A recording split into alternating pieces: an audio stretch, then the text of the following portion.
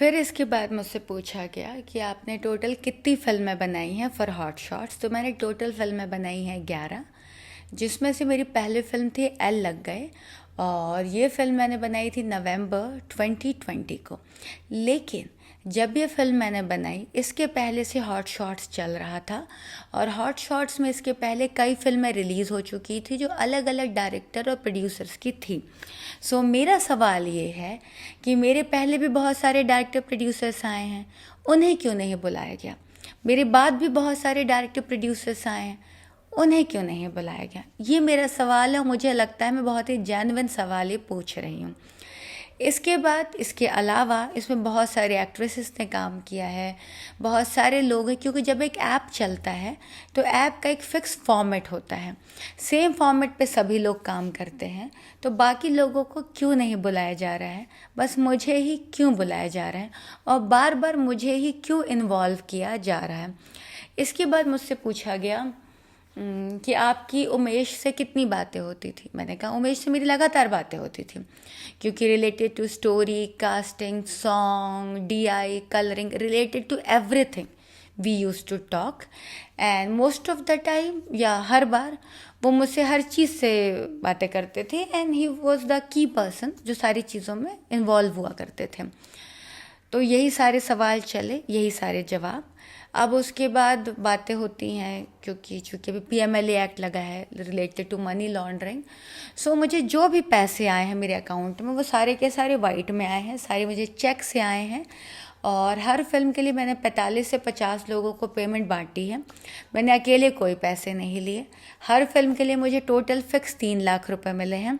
Film का profit चाहे जितना भी रहा हो, एक फिल्म में 30 करोड़ कमाए हो, 3 करोड़ कमाए हो, 3 रुपए कमाए हो, 30 लाख कमाए हो, कुछ भी कमाए हो, मुझे कोई प्रॉफिट शेयरिंग नहीं मिलती थी, मुझे कुछ नहीं मिलता था। 3 लाख में मुश्किल से 30 से 32 या बहुत ज़्यादा 35,000 रुपये बचते थे, और वो भी वो तब बचे हैं अगर मैंने किसी फिल्म में हीरोइन का रोल कर लिया है, तो मैं वो कर लेती थी। नाउ द क्वेश्चन इज़ कि अगर इतना कम प्रॉफिट था तो मैं क्यों कर रही थी।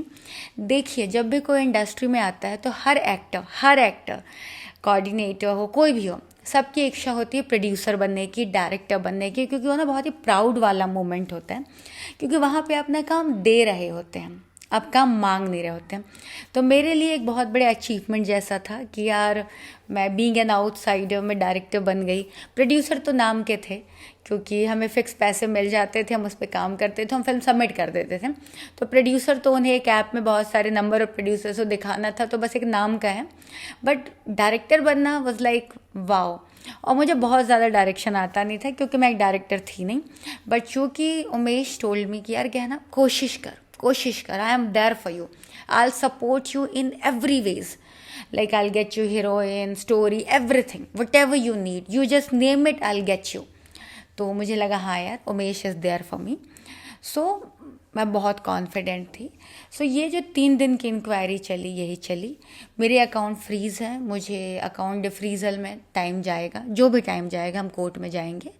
मेरे फ़ोन सीज़ है, जो उन्होंने कहा कि जब केस ख़त्म होगा तब मिलेगा। मैंने कहा जी बिल्कुल।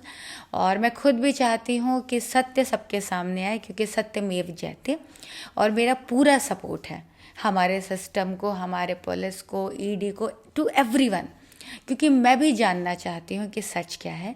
जैसे हर किसी के अंदर एक इच्छा है, वैसे मेरे भी अंदर है, क्योंकि अगर कोई कहानी शुरू हुई है तो उसका अंत निश्चित है, और अगर किसी ने गलत किया है तो उसे गलत की सज़ा मिलनी चाहिए, और हर चीज़ सबके सामने आनी चाहिए। तो मैं भी चाहती हूँ मुझे भी पता चले कि आखिर गलत कौन है। और ये जो पूरा माजरा है, जिसमें बहुत सारे नाम इन्वॉल्व हैं, बहुत सारे लोग इन्वॉल्व हैं, मैं जितना जानती थी मैंने सब कुछ बता दिया। जो मैं नहीं जानती वो मैं नहीं जानती। जो बातें मैं आज कह रही हूँ, यही बातें मैं 2021 में कह रही थी, यही बातें मैं आज भी कह रही हूँ, क्योंकि सच नहीं बदलता है। अगर बदलता है कुछ तो वो झूठ है, क्योंकि झूठ फैब्रिकेटेड होता है ना, फैब्रिकेटेड चीज़ें चेंज होते रहती हैं, सच नेवर चेंजेस। और अभी भी मेरा पूरा सपोर्ट है टू ईडी। वो मुझे जब भी बुलाएंगे, I go, I answer them, I give my best to best support. और मैं यही चाहूँगी कि अगर ये इंक्वायरी शुरू हुई है। तो ये सारे डायरेक्टर, प्रोड्यूसर, एक्टर सब तक जानी चाहिए। ये सिर्फ मुझ तक सीमित ना रहे, क्योंकि मैं अकेले रहती हूँ तो मुझे कोई भी क्वेश्चन आंसर के लिए बुला लेता है, doesn't look good, and that's it. मुझसे और कुछ पूछा गया है क्या? नहीं, मुझसे इससे ज़्यादा कुछ नहीं पूछा गया। और नहीं, that's it. So it was lovely interacting with you guys. जल्दी मिलते हैं with a new episode, new story. Bye bye.